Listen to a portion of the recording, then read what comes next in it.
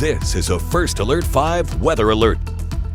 Welcome back, everyone. It has been a windy lunch hour so far here in Colorado Springs and much of southern Colorado. Those west downslope winds on the rise throughout the remainder of the day. Areas in red under a red flag warning until 7 o'clock. And then beginning at 7 o'clock tonight, notice the pink on the map for the southeast Denver Metro, Teller County, even western parts of El Paso County. Those are winter storm warnings.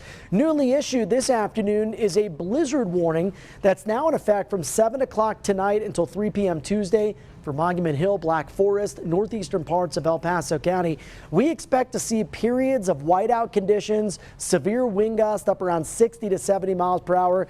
And it's almost a guarantee with the forecast like what we're seeing that we will see some sort of major travel impacts in these areas. In the southeastern part of the state, including the Springs, wind probably more of an impact than rain or snow. And that's why we have high wind warnings in effect from early Tuesday morning all the way through Tuesday afternoon at 5. Those widespread gusts region-wide tomorrow will be upwards of 50 to 70 miles per hour. So a potent spring storm is on the move this afternoon. Already bring some snowfall to western parts of the state.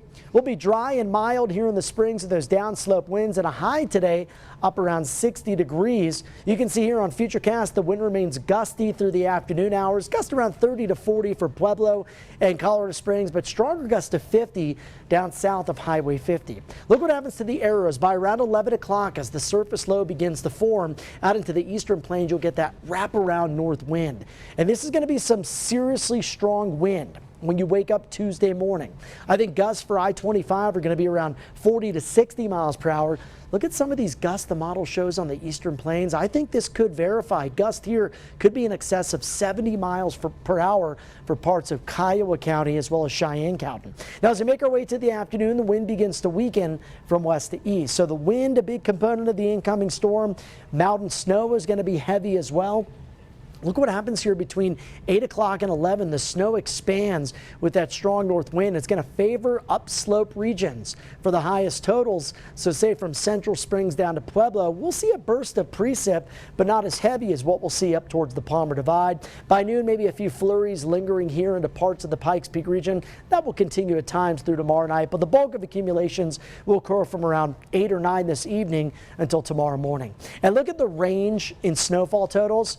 Up north, this is where there's a lot of variability. I think above 7,000 feet, we have the potential for major accumulations. Between about 6,000 and 7,000 feet, I think accumulations are going to vary by region because of the warm air associated with the storm. 1 to 3 around downtown Springs, 3 to 6 in Manitou, could be around 6 to 10 up towards the Air Force Academy, 4 to 8 in Briargate, 7 to 12 in the Monument area.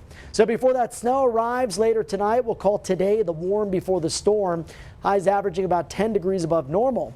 For Tuesday, we're down to the low 40s with the snow in the morning, the strong wind throughout the day. I think most of our accumulations again early on with about a 10% chance for some light snow into tomorrow evening. For Pueblo, we'll go from 67 today to the low 50s Tuesday to Wednesday.